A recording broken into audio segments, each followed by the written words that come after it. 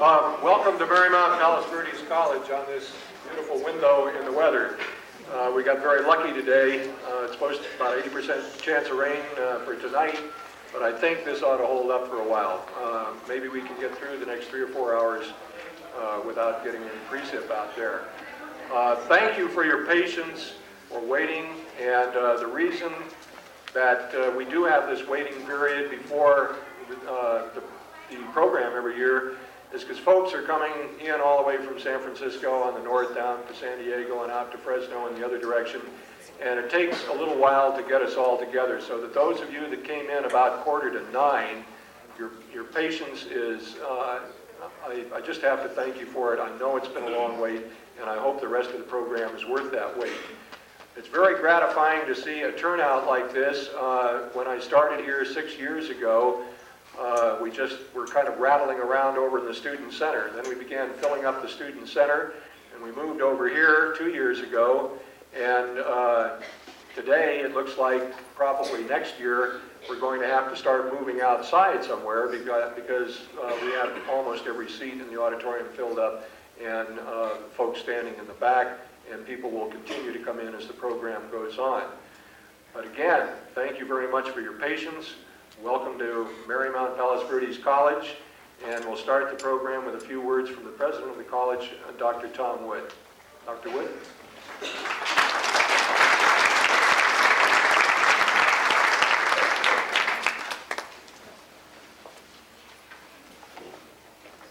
Good morning.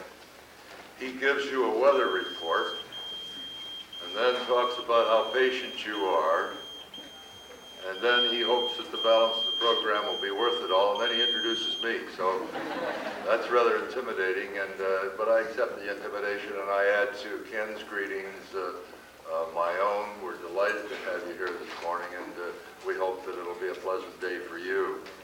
This is probably the most serious group that I face each year, and I look at and talk to a variety of groups.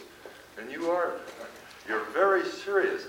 Now, I want you to have a good time today. I know how serious this college business is, but I sometimes wonder if in traveling from college to college, you don't get intimidated by the kinds of things that go on there, the kinds of things that are told you, how tough it is to get in, and all the things that you have to do.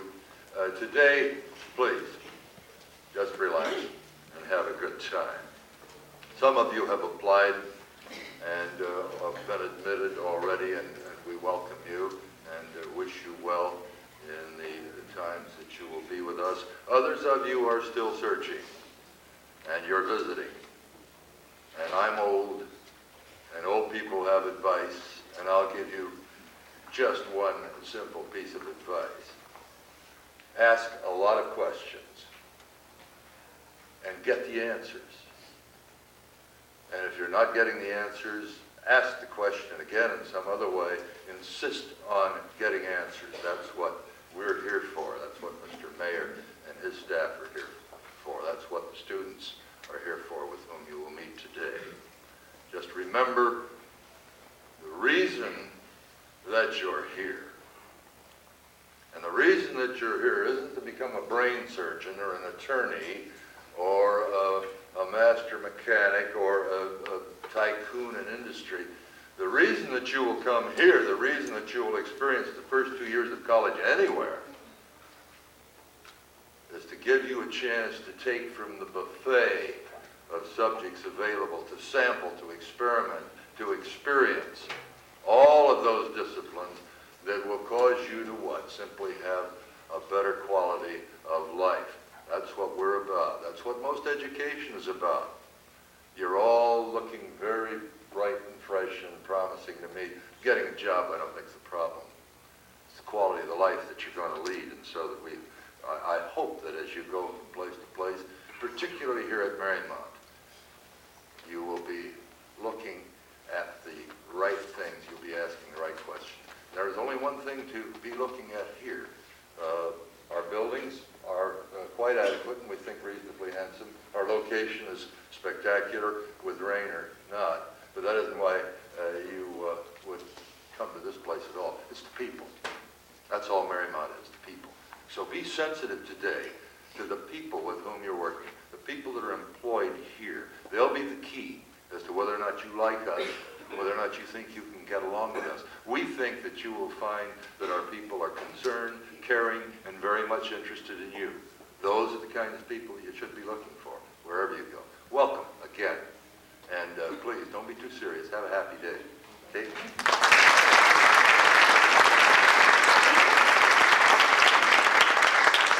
Next, I'd like to introduce the person that's responsible for constructing and coordinating a program that puts 95% of our graduates into four-year colleges to finish the last 2 years of college every year. And that person is Dr. Teresa Duraco. Dr. Duraco.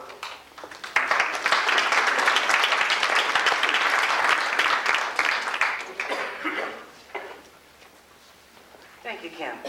I too welcome you to Marymount. First, before I talk about the academic program, let me share an incident with you. Recently, I had the misfortune of attending a meeting of educators that was unutterably boring. I had the greater unfortune to be seated where I could neither sleep nor even nod. So I began to doodle, and as is often the case, some ideas began to emerge. I began to draw some spirals, large spirals, and slowly getting smaller and smaller. And this is an old theory of Jerome Bruner of the 60s and 70s, an educational theoretician, that this is the picture of education from preschool to graduate school. And the reason I was not just bored, but a bit frustrated by this meeting was that I must tell you it was a meeting that was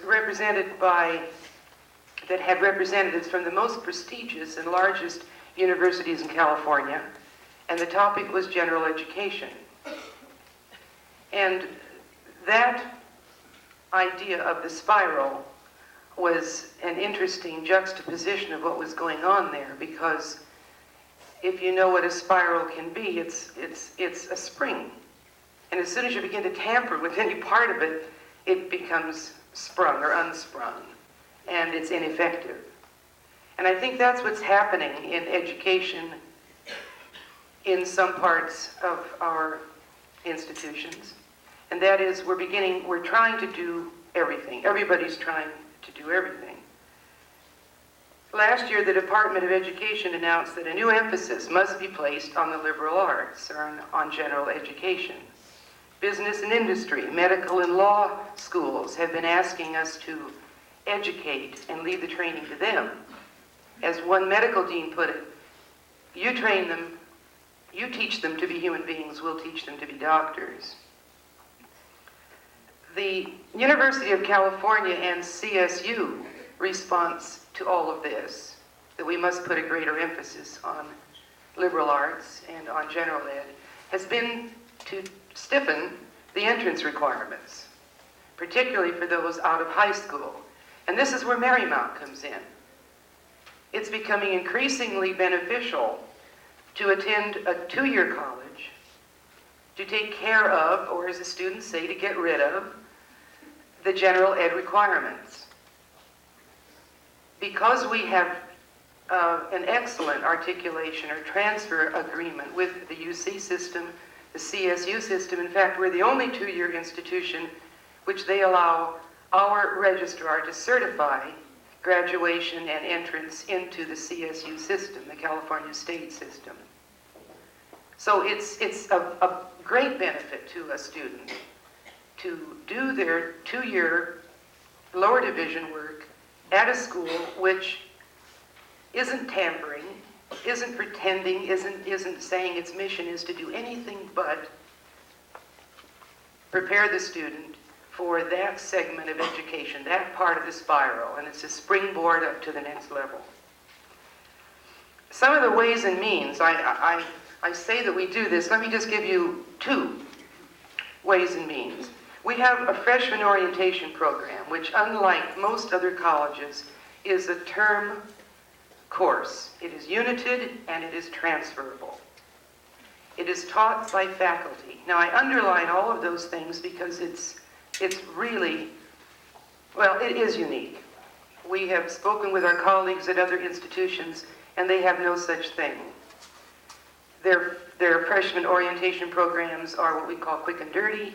Take a look at the college. This is where you study. This is where you can get help. They are shown around either by fellow students or they're taught by teaching assistants. We have no teaching assistants at Marymount. Everyone teaching here is a full-fledged faculty member. So these students, these incoming freshmen, meet 15 to 20 students with one faculty member as a class for the whole term. And what it is designed to do is to make the student not make them successful, but help them, assist them to be successful in college. College survival skills is what it is. Everything from personal to social skills, through note-taking, time management, to the cognitive skills of critical and analytical thinking.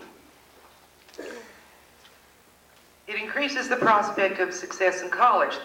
Statistics tell us that if you don't make it your first term, not the first year, but the first term, and some of you are nodding your heads already, you may have been told this by your high school counselors. If you don't make it your first term in college, it is highly unlikely that you'll make it at all.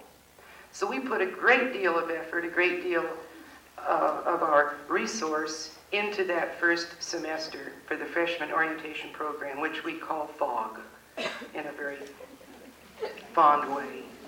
It's appropriate, I think, to our setting.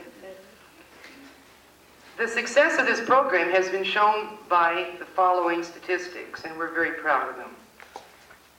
A higher number of courses completed, higher GPAs, fewer students on probation, a larger number returning for the following semester, and a larger number completing the degree.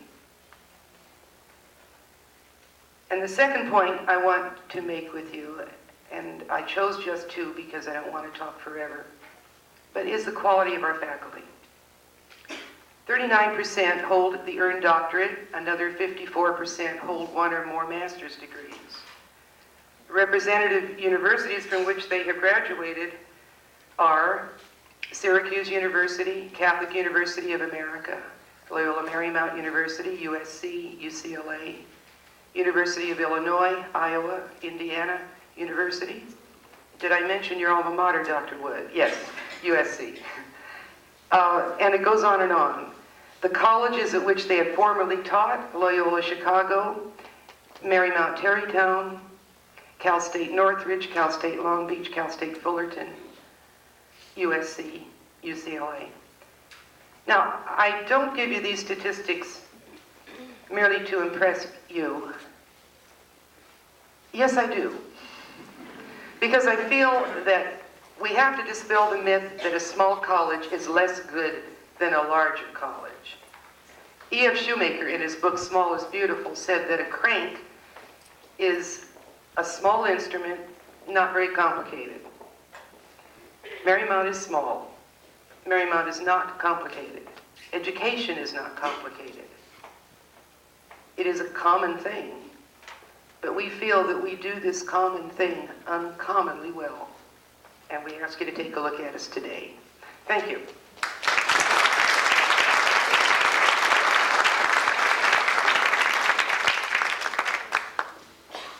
Thank you, Dr. Duraco. And we'll talk a little bit about where Marymount is right now. We started on this campus about 10 years ago with 115 students, but actually our roots go back farther than that. In 1932, Marymount College opened up on Sunset Boulevard in back of UCLA, where Marymount High School is today. The high school then joined the college, and both became too large to occupy the same campus. So we built a campus down in the Palos Verdes Peninsula right up above Marineland, and we had the 2-year program and the 4-year program both on that campus. Well, there was no coeducational Catholic college in the greater Los Angeles area in those days, and coeducation was on its way. So Marymount joined with Loyola to become Loyola Marymount, and the 2-year part of the campus moved, or 2-year part of the college moved over to this campus about 10 years ago, as I said, with 115 students. We are now up to capacity. There's a cap on our enrollment at 650 students. Why 650 students? Why put a cap on it there? Because we feel if we were any larger, we couldn't deliver what we're now delivering to you who are already students here and to those of you that aspire to come here in the fall. And some of the reasons, or most of the reasons that some of you are coming here, because you know that the classes will be small, you know that you can get your lower division requirements, excuse me, out of the way in this small class setting, and you know that you're coming onto a campus where people will care about you because we're small enough and the classes are small enough to know you as an individual and to care about you as an individual. And so this has been our success story. This room being filled with the people it's filled with today is part of our success story too. There are a couple of things probably as you come here and look at us today that you may be wondering about. We're a two-year college. Yes, we are a two-year college. There are 106 public two-year colleges in the state of California. We are the only independent two-year college in the state of California. In fact, we are the only two-year independent college in the western United States. Menlo used to be a two-year college, but it now chooses to identify itself as a four-year institution. So that leaves, in the entire western United States, Marymount Independent College is unique. We're also unique in what we deliver in that 95% of our graduates go on to a four-year institution. In other words, the students that are coming here to get their freshman chemistry or their freshman biology, their freshman psychology out of the way in a small class setting. As one of the members of the panel who graduated last year will tell you, he's taking psych at UCLA at the present time, and I asked him this morning, what size is the class? 375 students. You'll take freshman psychology here, or take it in your sophomore year, and it'll be probably 25 to 26 students. The average class size here is 17 to 18 students. 85% of our classes are under 25 students, and we absolutely will not permit any class to be over 35 students. So in other words, as you probably all know, no matter where you go, to any of the 3,000 colleges or universities in the United States, you have to take lower division or freshman requirements. You can't get away from it. It isn't just our weird idea. So you're doing this in a small class setting here where instead of taking freshman chemistry in a class such as I did at Berkeley with 800 students in the lecture and 55 students in the laboratory, you're taking exactly the same coursework, you're covering the same body of knowledge, you're getting exactly the same amount of credit, but you're doing it in a class of 19 or 20 students and a laboratory of about 10 students. The thing is that the coursework is the same. It's equally as difficult because it is the same, but it seems a lot easier because you have somebody right there at your elbow who's giving you a hand directly that you would not have in that larger class situation. Another major difference between us and your local junior college down the street, or one of the 106 public junior colleges in the state of California, we are not a commuter campus. Of those 106, about 95 of them are commuter campuses. Only about 11 have any residential facilities whatsoever. Most of those are for the local students in rural areas. We are a residential campus. Only about 20% of our students are commuters. The rest of them either live in our residences, which you will see later on today, or have their own housing arrangements in the area. We have now, starting next fall, we will have 6 buildings. We just picked up another one this spring, and because we have grown and we are still a residential campus and probably some of the finest opportunities for residential life that you'll see anywhere in the United States. And you'll understand what I'm saying when you listen to Sister June Patricia talk about the residences a little later on. We are, again, as I said, not a commuter campus. We don't serve just the local student population. Our students come from all over the United States and all over the world. We have representatives in Europe and in Southeast Asia. I just came back from a trip to Southeast Asia talking to students. My assistant will be going to Rome, Switzerland, France, and the Low Countries, talking to students over there. So we make sure that when you come on campus, you're not just seeing all your old buddies from Palos Verdes High School or from Beverly Hills High School or from Crenshaw High School or from Cerritos or wherever you come from. You're getting a college and university experience that you do not get in a local public two-year campus. Don't get me wrong, public two-year colleges are outstanding institutions. They have excellent faculties, excellent facilities, but they're designed to serve the neighborhood in which they're located, or the general community in which they're located. That's one of the reasons they're called community colleges. But in terms of the student population, we are much more like the independent college and the large university in terms of that student mix. And one final difference between an independent, such as Marymount Palos Verdes, and a public two-year college is the fact that as you walk around the campus today, you'll see that about 95% of our students are 20 years old or younger. And almost all of you by this time have been on a public two-year college campus, and you will see that the average age of students on a public two-year campus is about 25 or 26 years old. A lot of students over 20 years old, and there's nothing wrong with this. This is great. However, I think that when you're a freshman, you're trying to make your adjustment to college life, and it is a pretty big adjustment, that I think it's very much easier for you to operate in a classroom and ask questions when you're with your chronological peers, students your same age, in the same age group. Your social life is a little bit better too, when you're all pretty much in the same age group. And one final thing, when I mention the adjustment that you're going to have to make, think about this. Right now, in high school, you're going to school 30 hours a week. If you're taking 6 courses a day, 5 days a week, that's 30 hours a week. No matter what college you go to, you're probably only going to go to class 15 hours a week. The biggest danger that incoming freshmen in any institution run up against is, my gosh, look at all this time I have. Well, this is where everything begins to fall apart, because you don't have that much time. It's just an illusion. The whole idea of college is you just go to class in order to get things facilitated and get ideas started, and then you go off on your own and you study about those ideas, and you come back to class and you try them out in the class. But most of your work is done outside of class. It's not like in high school where you're babied each day, each hour, all along the way. You now have a whole new set of responsibilities the minute you walk out of the door of that high school after graduation. And those responsibilities start the minute you walk on into that college campus and start having to budget your own time, budget your own funds, and begin to operate on your own in a way that you've never had responsibility for in the past. Well, next, we have to be a little bit concerned about how you're going to finance those responsibilities. And inasmuch as 65% of the students in the United States are receiving some sort of financial aid, even if you're not a candidate for financial aid, I'd like you to listen for a few minutes to David Cartwright, our Director of Financial Aid, and find a little bit out about what it's all about. Thank you, David.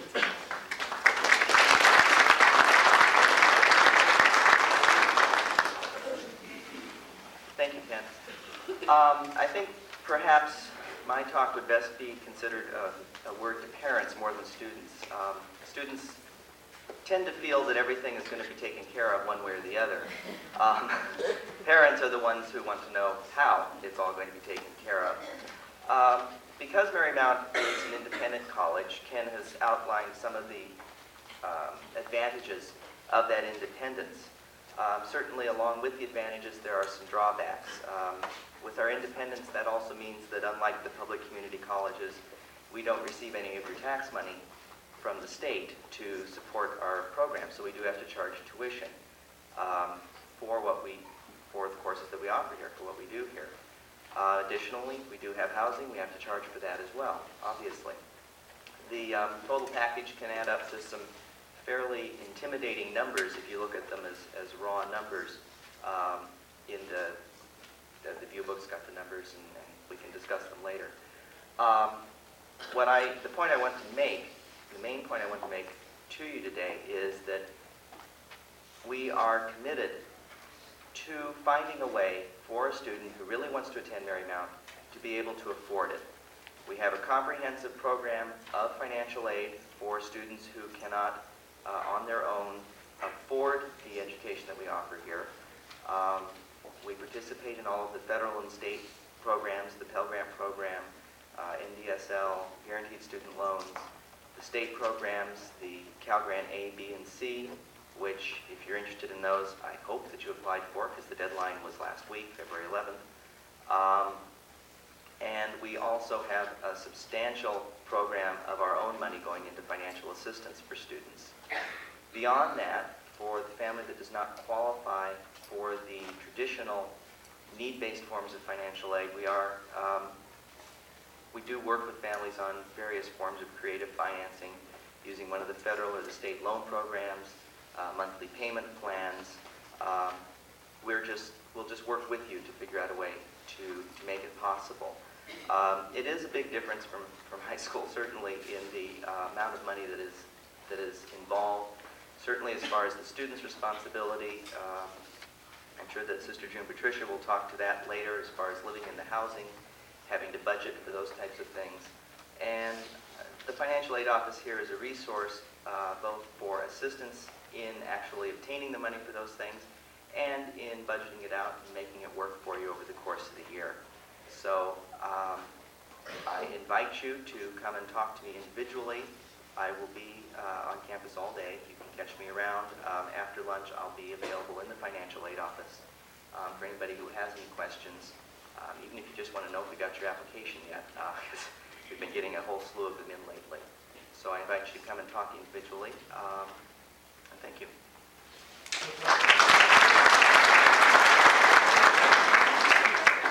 I think students tend to think about student affairs primarily as intramural athletic programs and ski trips and other outings that we have during the course of the year. But it goes far beyond that because the student's life on campus is much more than just going to class.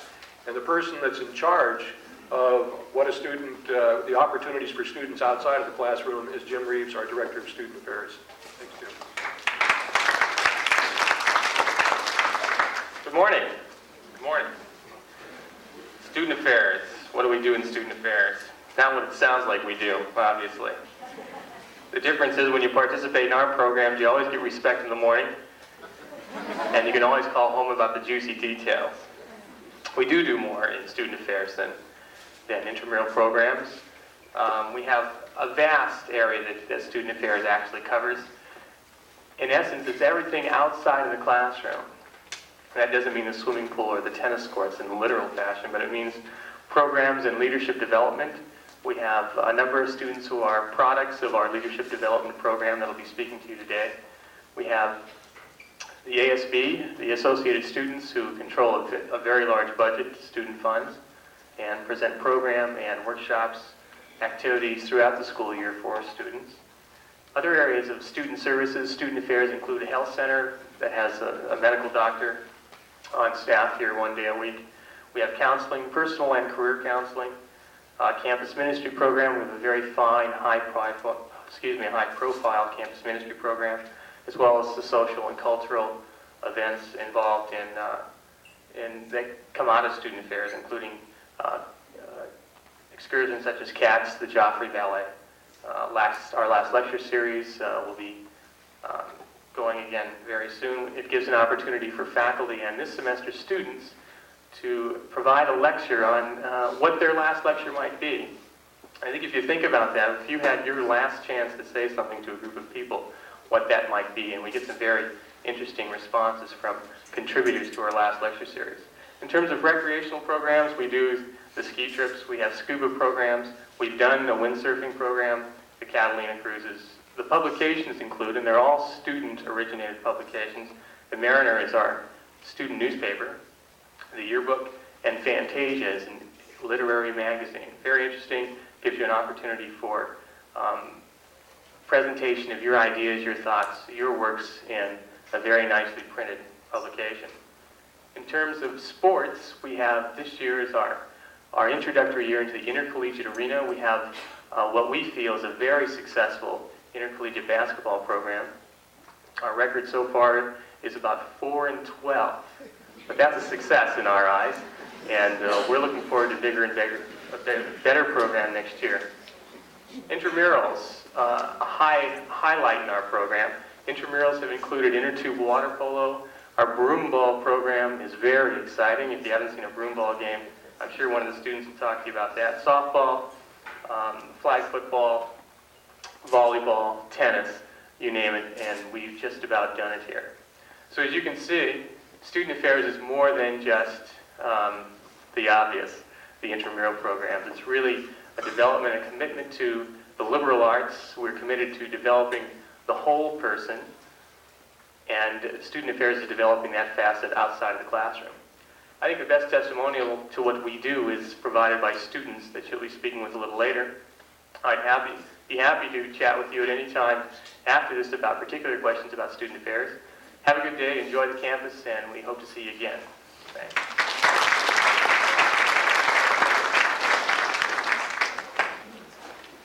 A very important part of Student Affairs is student residential life. Next year, about 260 of our students will be living in our campus residences. Other students will be making their own housing arrangements, and as I said, about 20% of you will be commuting.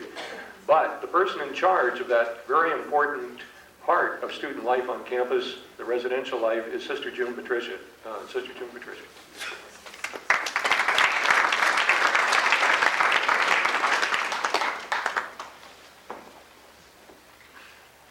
Good morning to you all.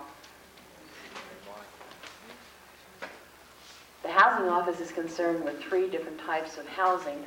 One is the housing that we provide for our students who choose to live in their own apartments.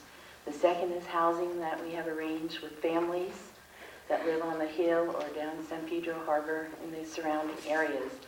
And the third type, which I'm really going to talk to you about today, is our student housing that's provided by the college. As you walk around the campus, you'll probably say, well, where did they hide the housing? Where are the dorms? Well, we're not on campus for our housing. Our housing is about 7 minutes down the hill, and we have, as Ken announced, 6 buildings. Now, I'm delighted. We've had 5, and to find a whole building that we can turn over to students is very difficult in this day of real estate, as I'm sure most of you understand. But we have a 6th building that will be turned over to us next year, and we're pleased. All of our buildings come under the same residential program, and the focus of our residential program basically is twofold, if you will. Its primary purpose is to support the academic program. Everything that we do here at Marymount is geared and aimed at having a successful student in every sense of the word, and academics comes into first place. Secondly, the emphasis is on wholesome living. And in all our apartments, we have in charge of each building a resident director. And this is a professional person, most of whom are educators with degrees who are involved in education, both in their home, which is the residence, as well as they might have a part-time job outside of the residential area. We try there to facilitate a wholesome program.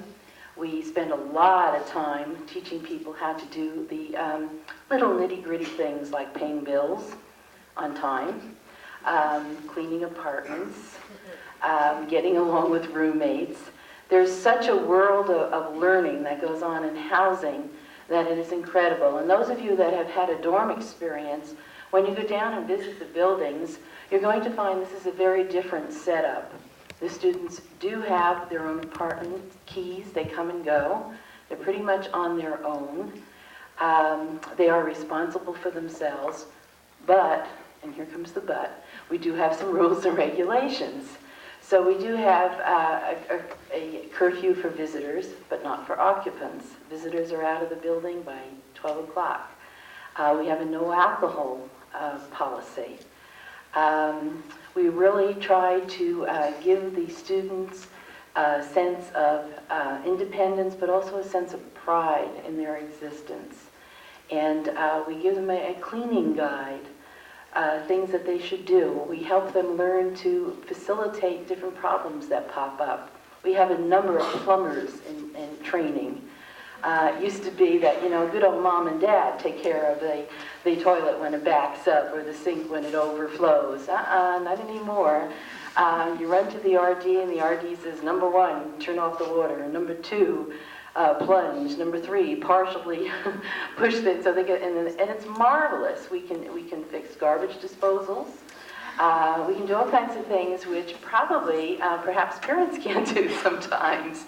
And I think this is important for independence, and it's amazing when people return a plunger with a smile on their face and say, oh, I did it.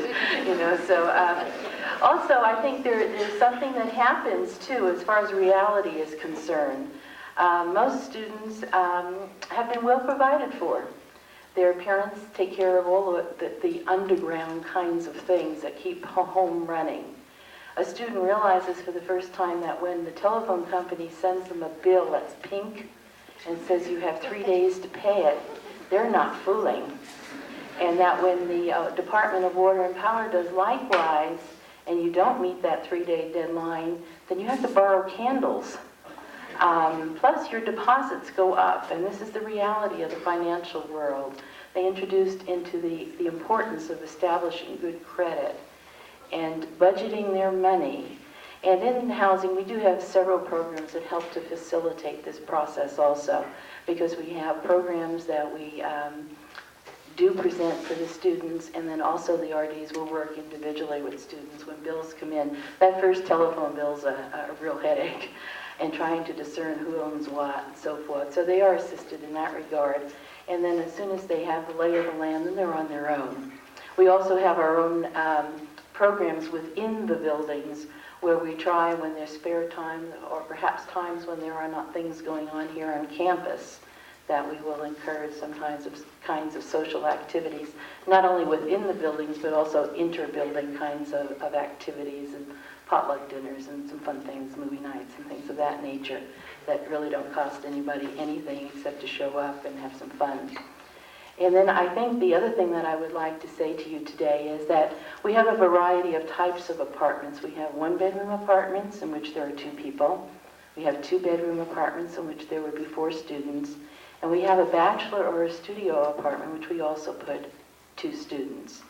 Today, all 5 buildings, Weymouth is not on this program, but all 5 buildings are open. The 6th isn't really ours yet, so there are other people living there, so we can't intrude on them.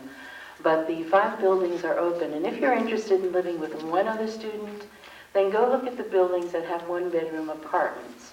Weymouth has 1-bedroom and bachelors. And that's the first building you meet as you go down from the college. That's at 7th and Weymouth. And then as you go down a little bit further, you meet Leland, and that's on 10th and Leland, and that is all 2 bedrooms, 2 bedrooms, 2 baths. Now the question I'm asked, and this is a popular one, so I'll try and answer it now, is it better to be in a 1-bedroom or a 2-bedroom apartment? I think you have to think of that yourself. How do you study best? And notice the question I'm asking first. How do you study best? Because housing is concerned with promoting an academic program. And if you're easily distracted, or you find maybe 3 people for roommates distracting, then maybe you want to look at the bachelor or the 1-bedroom apartment. If you're a little bit shy and you'd like to meet more people, then maybe you'd like to look at the 2-bedroom apartment. Think about what you need most to succeed academically. That should be what determines the choice of house you make. Not whether it has a big porch or a balcony, whether it's got an elevator or not. I mean, for heaven's sakes, really think why you are coming to college and make your decisions appropriately. If you are going to continue down on 10th Street, then you go to Myler Residence, and that is also all 2-bedroom apartments, 2 bedrooms, 2 baths. And then if you go to the left towards the freeway, you'll meet Cabrillo, and that's all primarily 1-bedroom apartments. They have 3 2-bedroom apartments there. And Gaffey, which is over on 13th Street, has 1-bedroom apartments and 5 studio apartments. So whatever you're interested in, you might gear your house visitation according to that. Each building will have several units that will be open for you to see, and there will be staffed people on hand to answer any questions that you might have. And then I guess the next most popular question I get asked is, how do you decide roommates? And in any application form that you send in, we ask you to put down some of your prime characteristics. And then we ask you, if you had a roommate of your choice, what characteristics would you like that roommate to have? And then we try and match you up. Sometimes we do a marvelous job, and sometimes we're utterly unsuccessful. But that is the procedure we use. And it's really important, and I'd say this to any application that you fill out for any college or university, it's really important that you be honest. You know, if you say you're neat and clean, and we put you in with somebody who really is neat and clean, and you turn out to be a slob, then we really do have a lot of basic problems there that could be avoided. The primary thing on that is we really do divide the smokers and non-smokers. And just a point of interest, I think when I first came into housing 11 years ago, the smokers were up in the 80% range. Smoking among college-age students, at least at entrance, is about 15%. And that's a radical drop, at least as far as our students are concerned. So that's just a point of interest. And the last thing I'll say, and I will be available to answer any questions for the next hour or so around campus, and then the staff people will answer any of the questions you might have, and that is regarding applications. We send our housing applications out so that everybody has them just prior to May 1st. And we accept applications to housing on a first-come, first-served basis, regardless whether someone is a returning student or a new student. Once all the spaces that are available are filled up, housing is closed. And I say that to you not to scare you, but last year it was filled up by June 1st. This year we have another extra 42 units, another 42 spaces, so that will help a little bit. But when you get your application, it is really important that you fill it out and return it with a deposit. That holds your space. The payment is not due for another couple of weeks or month, but the deposit is really important. I can't stress that enough. If you have your request for a housing application in, and you have not received an application by May 1st, please call the housing office immediately and we'll send one out right away. So I hope you enjoy your visit here on campus, and it looks like God's being really good to us and giving us a little sunshine. And then secondly, that when you go down to the housing, take advantage of the staff and ask any and every question you can think of. And students, you might enjoy asking students your questions, and I know parents might be a little bit more inclined to speak with staff. But at any rate, don't go home with any question unanswered. Enjoy your day.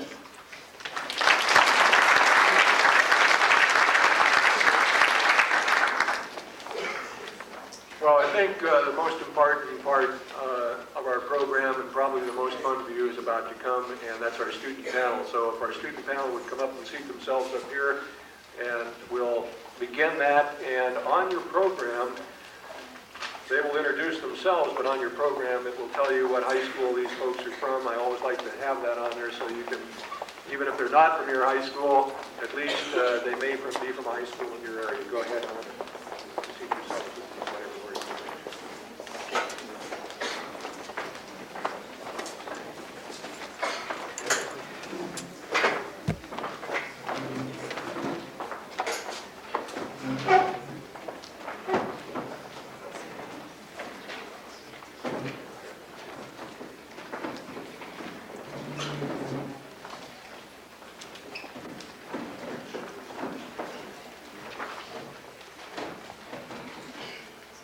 Go in the obvious order, starting right here, and each of the presenters will introduce themselves and tell you a little bit about their perceptions of the college.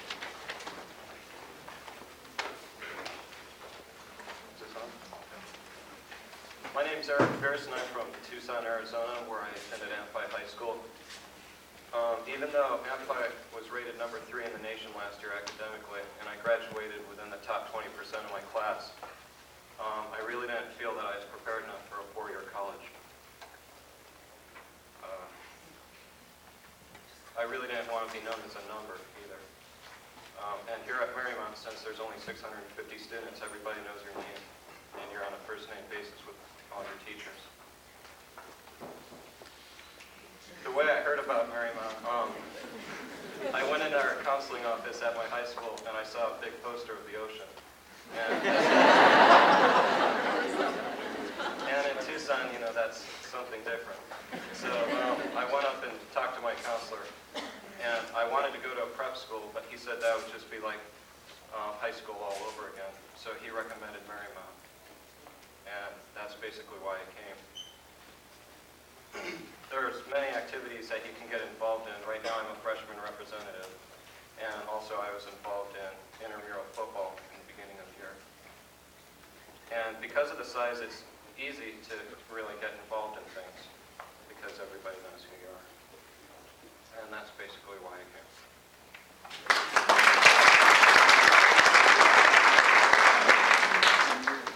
Good morning. Can you all hear me? Good morning. No? Okay.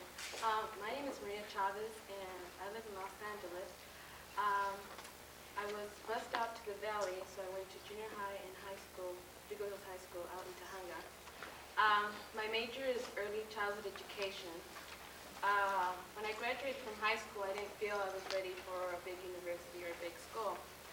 So my college advisor recommended Marymount, and I came over and I took a tour of the school, and of course I fell in love with the ocean, the fact that we have a beautiful view, and I also fell in love with the preschool that we have. I don't know if you've seen it at all. It's a preschool on the far side of the school, and since my major is education, I felt that that was a real good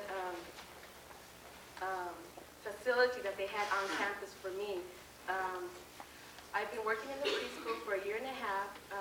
You can work there for work study or if you just want to be a volunteer, and it really has helped me out a lot. I'm also involved in school activities. I'm in student government. I am in our international club, and there are sports. I also am transferring to Mount St. Mary's, and hopefully will be pursuing my career in education, so I'm going to become an elementary school teacher.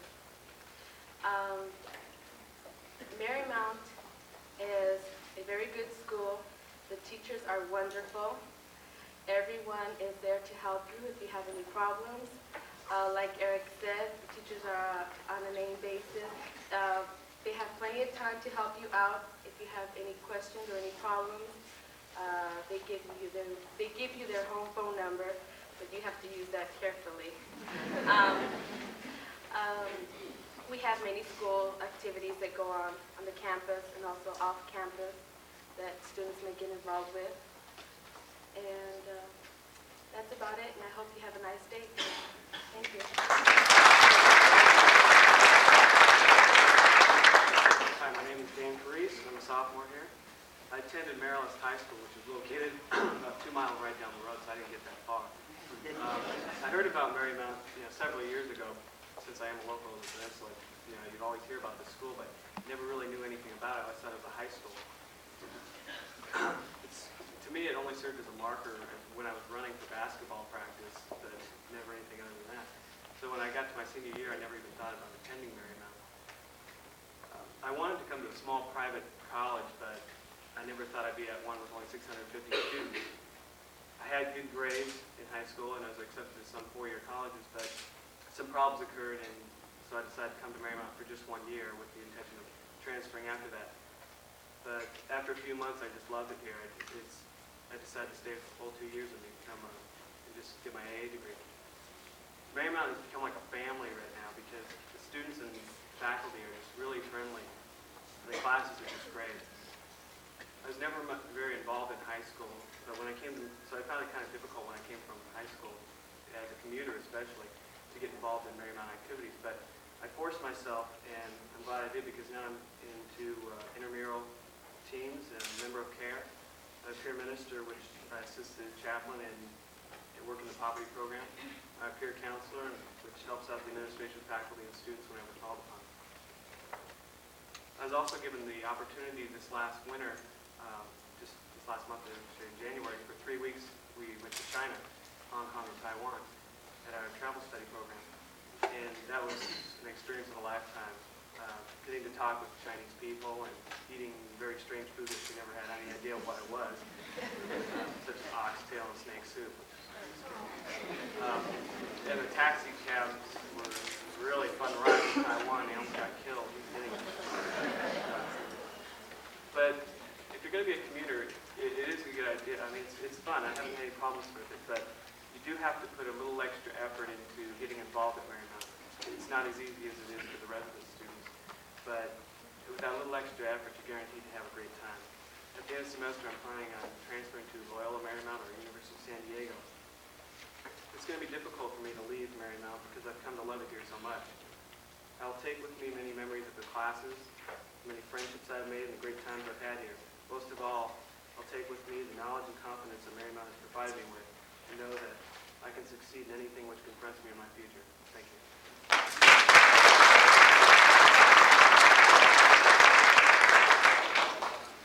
Hello, my name is Anne-Marie Wilms, and I'm a sophomore from Denver, Colorado. In high school, I mastered the art of going out to breakfast, lunch, and dinner all in one school day. So consequently, I graduated from high school with a 1.9 grade point average, which I think, frankly, I've got everybody in the college beat. I think that's the lowest I've heard of yet. So my high school counselor suggested Marymount, and Denver's cold, California's warm, so I headed out to California. One thing I found as soon as I got here was that the teachers really do care. The faculty cares, the students care. It wasn't a competitive, I'm going to slit your throat, we're going to get good grades environment. I found it, and I am still finding it to be, just a very warm, supportive environment. And through my classes and through the care of my teachers, and also resources like the Learning Center and tutoring, I've been able to raise my grade point average. So now I can say, hey, Mom and Dad, I've got a 3.6. I'm really proud of that.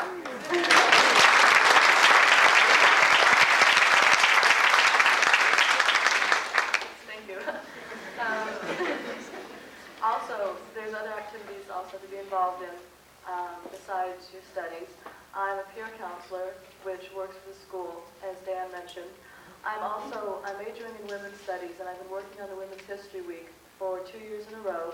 And this year, I'm working with the faculty and coordinating the student panel that's going to give a presentation. That's something I find very exciting, to be involved in the faculty and the students in putting together Women's History Week.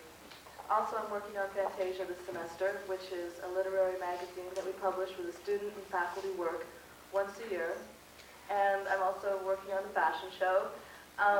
I'm not listing these to say, hey, look what I've done. I'm listing these to say, look what Marymount has enabled me to explore. One last thing is, as Dan mentioned, the China trip. We have a global awareness program that every winter term takes a trip to another part of the world. And it's the most wonderful experience I've ever had. As he already mentioned, going to China, Hong Kong, Taiwan. I want to transfer to Sarah Lawrence or Mills. As I said, major in women's studies and eventually go on to law school. And I think that Marymount has enabled me to have a confidence to say that I can do it. I'm not a wishy-wash. I can do it. I have proved it to myself. So now I'm ready to prove it to everybody else. And thanks to Marymount.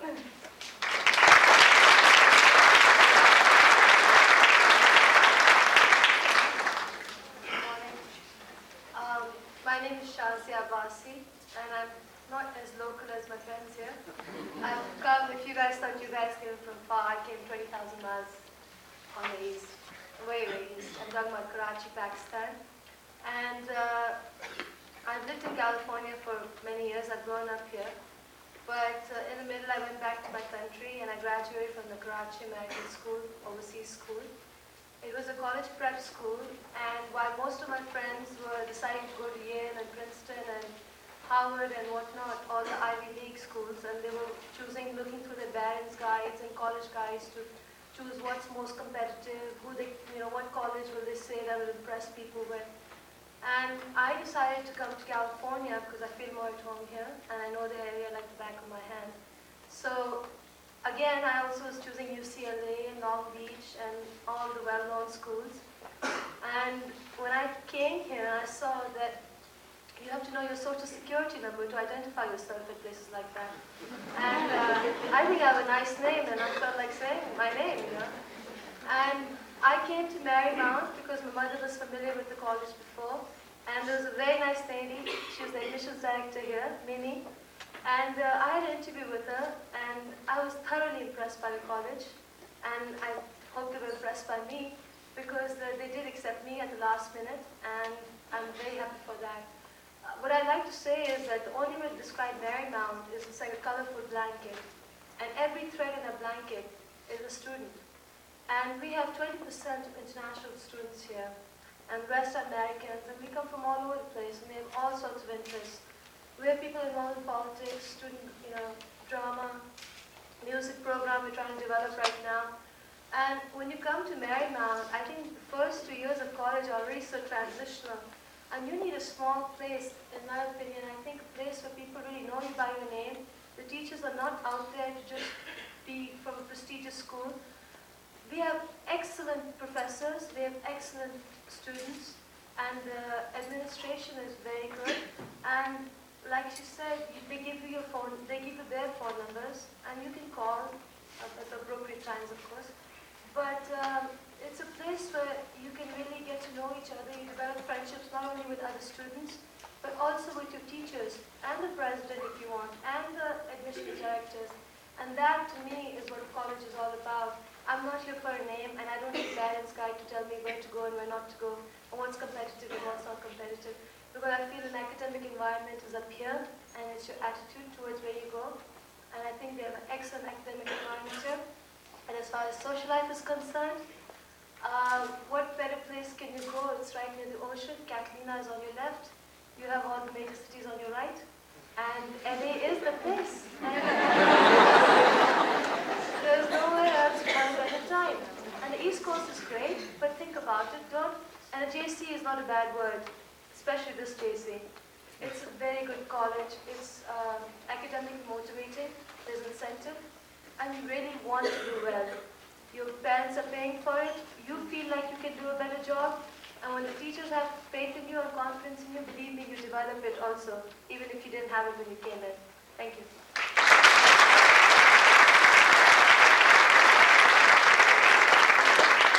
My name is Clint Fitzpatrick, and I'm a graduate from Bishop Montgomery High School in Torrance, California. The reason why I'm here at Marymount is because I didn't know what I wanted to do when I graduated. I wasn't sure that I wanted to go to a four-year university because of all the people. Not that I'm shy or anything. But Marymount, I found Marymount a place where you can get your thoughts orientated a lot. We have a good career center, which has a lot of books to show you all the different colleges. I'm transferring to Utah State. I don't know if I can handle the weather, though. So Marymount offers a lot of activities here. You know, you graduate from high school, say you played soccer. Well, I played soccer. And Marymount here has a men's league, which plays Sunday mornings. And we also have a strong intramural program here. Tennis, volleyball, inner tube water polo right here in the pool against faculty. So you know, say you did that on a test or something. What else is here? I'm a peer counselor. I'm also a member of care. Here you can also get into organizations, say like to prepare you for a four-year university. I recently applied to Utah State for a leadership scholarship, and over winter time I went up there for 6 days and had an interview and stuff. Let alone like at Bishop, I wasn't too much involved, except for, you know, I went to a public school before then. You know, you go to school, you know, you wait till the class bell rings and then, you know, socialize. Marymount is a very great college to transfer to. A lot of students come here and they don't know what they want to do. Say their GPA is very low. Here I have a 2.94 right now, and graduated with a 2.2 from Bishop. And right now my thoughts are organized and I'm pretty much on the ball. Marymount has a lot to offer to students who are unsure, and it's a great place to transfer and to gather information for a four-year institution. Thank you.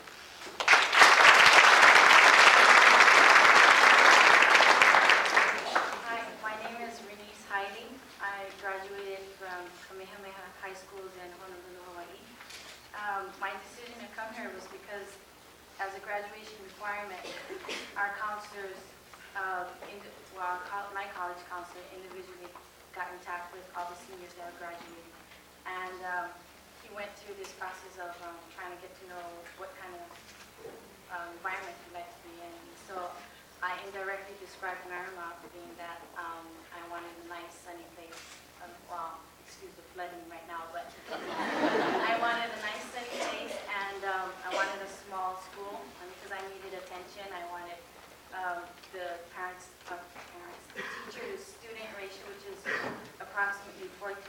one, and the class sizes was, the maximum is 35, and so I was thinking, well, I didn't want to take a big leap into the university and say, hey, I'm a number. And so I decided to take a half a step, which Marymount is actually a half a step to where you want to go. Being here for 2 years, I'm a sophomore right now. I'll be graduating in May, and I've learned from Marymount a lot of confidence, and I'm ready for the big road now. And right now, I'm preparing for transferring to San Francisco State, which I'm hoping to major in psychology. And Marymount's preparing me. What's good about Marymount is that it's prepared me to get rid of all my general education, so when I go into university, I can just go right into my major, which is a good thing. I mean, I wouldn't want to go to a university and play around with general ed while I'm trying to grab onto my major. So that's generally what Marymount is to me. Also, I work in the admissions office, and I give campus tours to students who want to see the school. And they have a lot of interesting questions, so if you have questions, if you want to ask, don't be afraid to ask them, and we'll try and answer them for you. Thank you.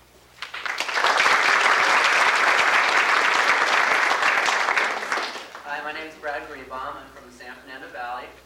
I graduated from Marymount last year, so I'm right now attending UCLA, and I'm a pre-med student as a kinesiology major with a minor in physics. I started here at Marymount. Well, actually what happened was I graduated from high school with a 2.2 GPA. I attended paramedic school. I'm not planning to go to college. And after I finished paramedic school, I said, well, now that I've reached that goal, I want to continue, and I want to go see if I can become a doctor. So I found out about Marymount, applied, got accepted, and in the first semester that I came here, I raised my GPA from a 2.2 to a 3.5, and I finished Marymount with 3.65. So it's really what you get out of it. I mean, what you put into it is what you're going to get out of it. And I was sure that after the first semester, I was put into the honors roll, and I was on the dean's list, and I made who's who among college students in America, and all kinds of activities, peer counselor and everything. And the one lesson that I learned is, like I said, what you put into it is what you're going to get out of it. Because at UCLA right now, I'm in classes of 400 students, okay? And where I'm taking an organic chem class of approximately 450 students in the class. And here at Marymount, when I started my science program, I had a chemistry class of me and one other student. That was the size of my general chem class, so I really learned a lot. If I walked into a general chem class at UCLA, I would have had 300 students, and I think I would have had to repeat it 3 times just to be able to understand everything. So, at UCLA, here I learned a lot about dedication and a lot about motivation, and you learn a lot about study skills, which is what I really needed, and that's how I got into UCLA. I worked really hard here, and I got into UCLA, and I'm now an intercollegiate athlete at UCLA in rowing. I'm on the crew team there, and that takes a lot of dedication, getting up at 5 o'clock every morning, going down to a boathouse and rowing 20 miles every morning. So, if you work really hard at it, you'll get what you want. And when you guys are starting to think about what colleges you want to go to, think about 2 things really. Where you want to spend your time, because your college education is going to be something that you think about for the rest of your life, and it's going to stay with you. And secondly, you're going to be spending so much hard time working at it. It's going to be really hard to begin with and throughout your whole college career. But you want to, since it's going to be so hard, you want to spend it at a place where you're going to really enjoy it. And that's why I really love Marymount. I mean, I had so many opportunities. I studied in London. They went to China this year, but last year we went to London. We studied British theater. And if I went to a big university, I would never have that opportunity if I was just a science major. So you get a well-rounded education here, and like we've all been saying, you really get to know your teachers really well. I mean, we had parties with teachers where they would come to our house. They would invite us to dinner, and it's one big family. And you get what you put into it. You can go here and just go to class and leave. That's up to you. But or you can do what I think all of us have done, and that's take advantage of the situation. My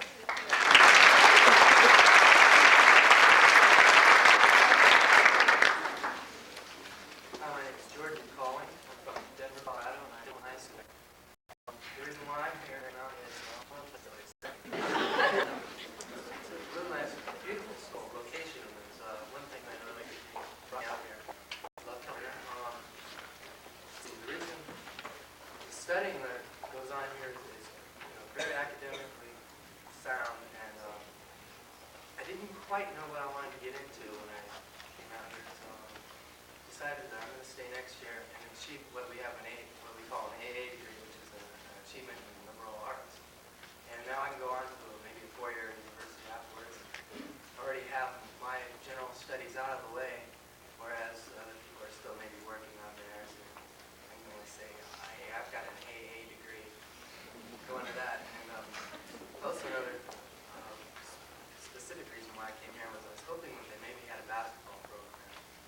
And when I first came here, they didn't have a basketball program, and I thought, well, great, that was my chance to study and really get my grades up. And so I talked to Jim Masterson, and he decided that he would get a basketball program going. So this is our only intercollegiate sport here. We are 5-13 for the season, which is a brand new season. We're doing pretty good. We started out with 22 players. We have now 6.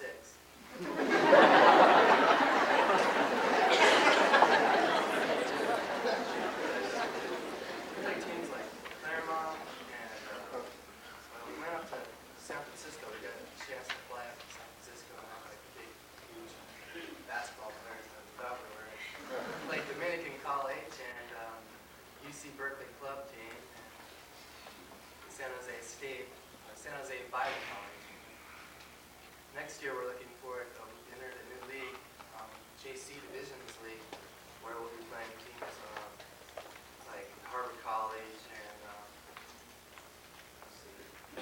Biola University, certain teams like that. So I don't know exactly what our intercollegiate sport program is like here, but so far basketball's done great. We're looking forward to another season next year. I'd like to see all those people that like to come on out.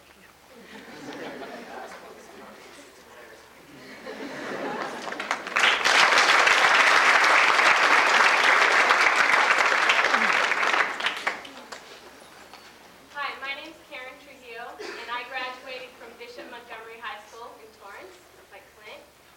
And when I was a senior, I applied to Loyola Marymount University, and I didn't get accepted there. And they suggested that I come to Marymount for 1 year and then transfer over to Loyola. I live about 10 minutes from here, and I had never heard of Marymount before. And so all I knew was I didn't get to go where I wanted, and I had to go to some JC, and I had to live at home for another year. That was the last thing I wanted to do. But my parents talked me into it, and so I said, okay, it's only a year. I'll just get through it. So I came up to Marymount, and after the first couple of months, I really liked it a lot. I mean, you've heard what everybody said, and, that was the same way that I feel. The key thing here is the people. The faculty, the students, and all the staff, everybody really relates to you on a personal level, and it really is like a family. And I became involved at Marymount. Last year I was on student council, and I'm not the most confident person. Well, I wasn't before. And Marymount has really helped me to gain my confidence. And in my sophomore year, I decided to stay another year because 1 year of Marymount just wasn't enough. And I'm on peer counseling, and I'm a peer minister, and a lot of programs that they mentioned too. And I also went on the China study tour, which was a wonderful experience. And I'm really glad that Marymount happened to me, because I think if it didn't, I wouldn't be the person that I am, right now. And I am going to Loyola in September, which I'm really glad about. And I will be moving out of the house. It wasn't that bad living at home. I do get along with my family. And I think the most important thing I want to say to you, which just came to me as I sat and listened to all my friends say why they came to Marymount, and you listened to everybody speak today. You're here today to look at the school, and of course we want it to shine brighter than ever for you. And so to some of you it may sound like a sales pitch, but I can guarantee you this is no sales pitch. Marymount is really a sincere college, and it can live up to everything that we've said about it today. Thanks.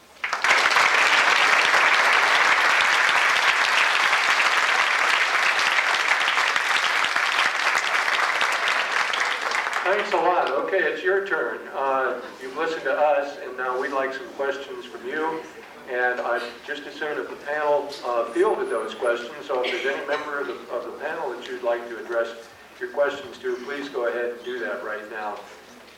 Just a hand will give you recognition. Hand up in the air will get you recognition.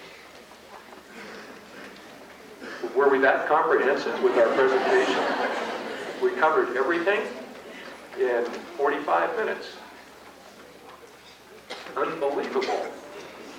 Well, thank you very much. Oh, here we go. All right. I have a question for Eric. What do you plan to do after this school? Where do you plan to go?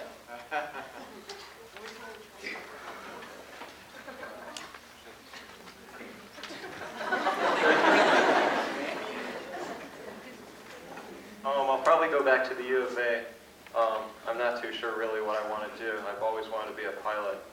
And I was thinking of going into the Air Force after college and then being a commercial pilot. But now I'm thinking of going into business. So I'll probably be going back to the U of A. U of A is University of Arizona, of course, right? Another question. Yes?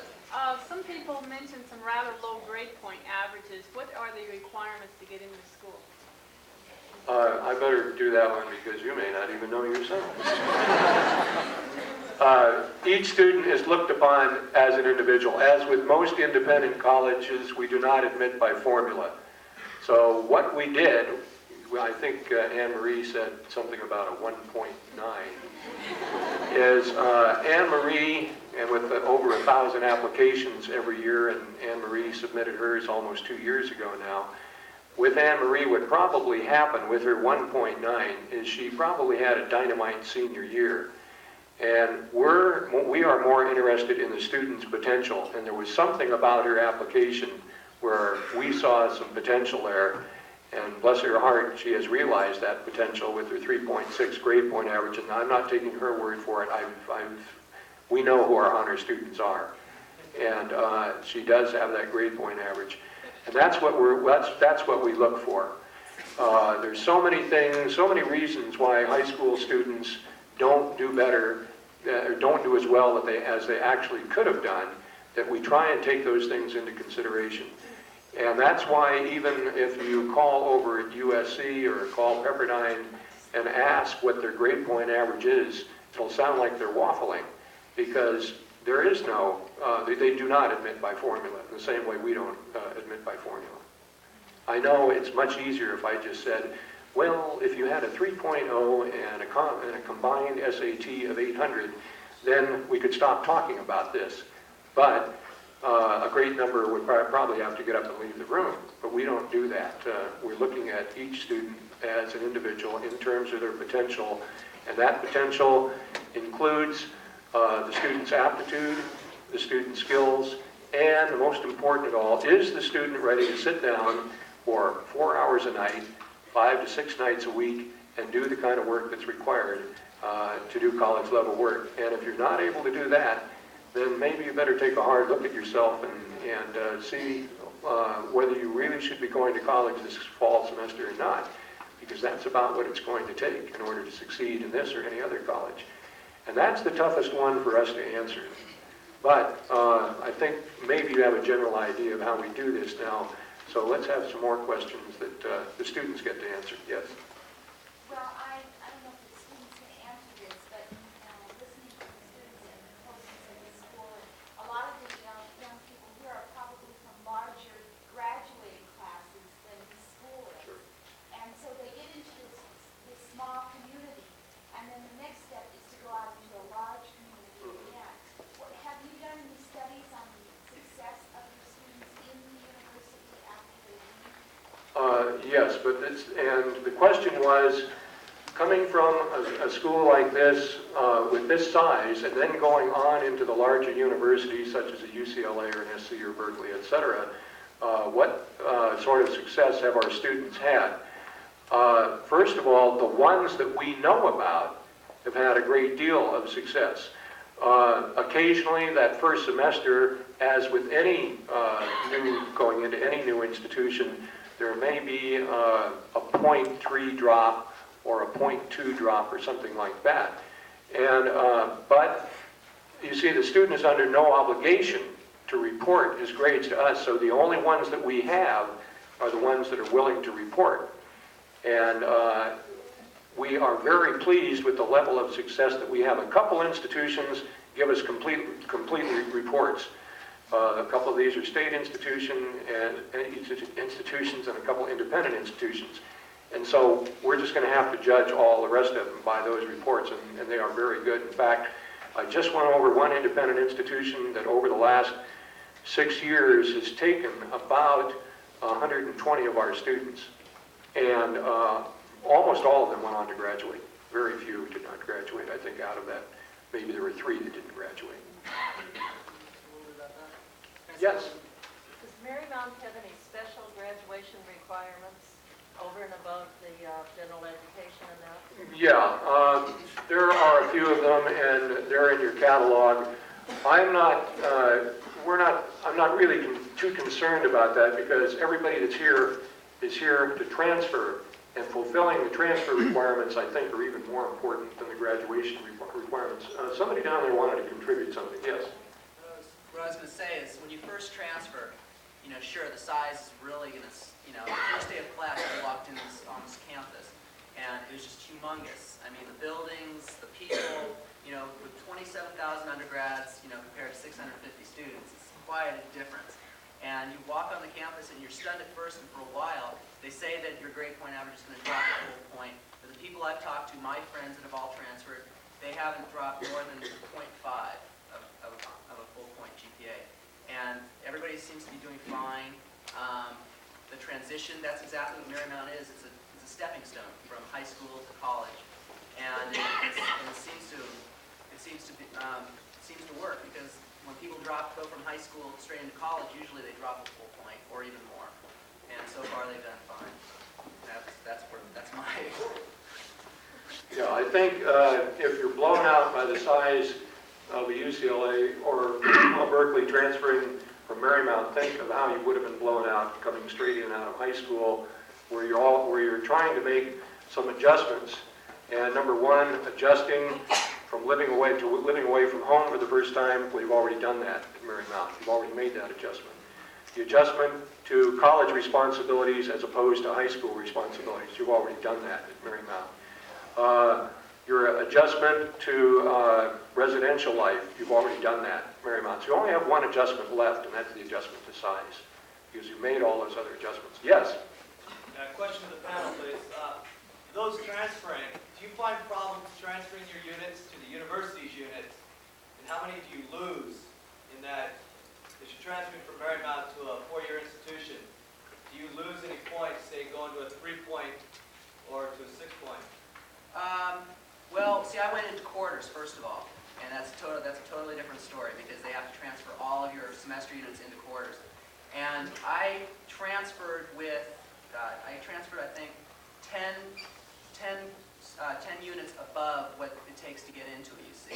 Sure, I lost a couple courses as far as, I had to repeat a couple math courses because I took the minimum progress in high school, and I had to take a refresher course in math and one of my English classes, but everything else transferred, and I had no problems.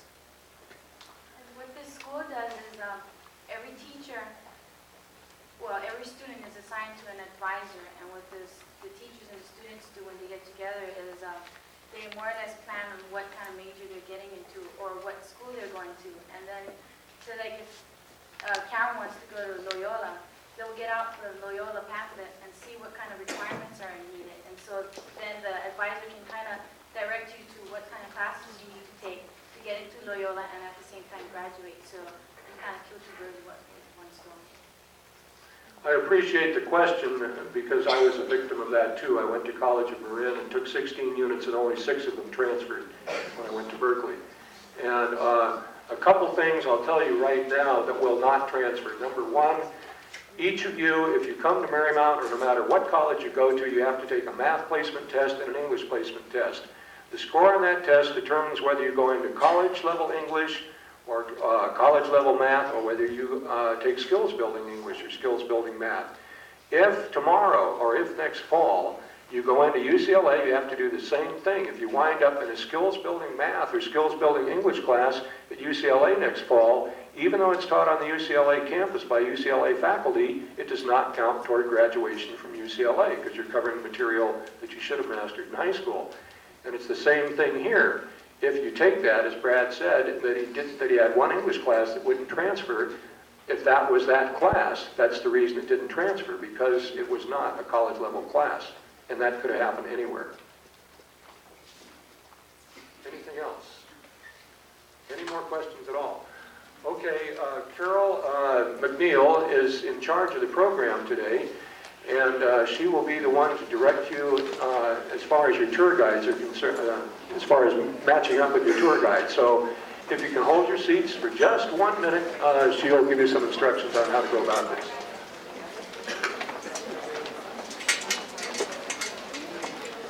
Okay, we'd like to invite all of you to take a tour of the campus. And what we've done is we've divided you up into groups. If you look on your name tag, you'll see a number, and that's the number of your tour guide. And I think what we'll try to do is send you out one group at a time so that you're not all going out in a huge mass of people. I'll introduce your tour guide one by one, and group 1 will go out, then group 2, and then group 3, etc. So, tour guide number 1 will be Karen Trujillo. So anybody who has a 1 on their tag, if you want to just follow Karen out. Yeah.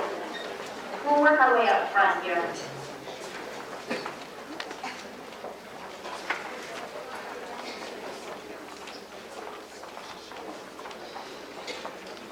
While group 1 is working their way up, why doesn't group 2 start to work their way towards the back? Group 2 tour guide is Dan Carice.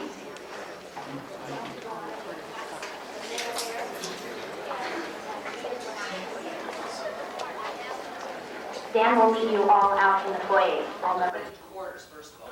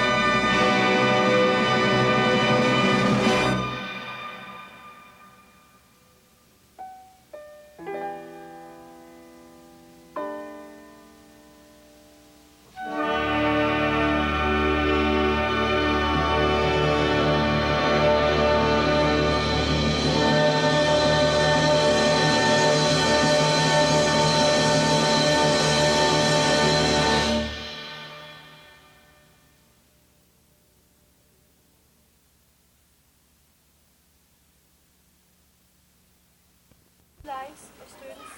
And as you might know that in colleges, very competitive.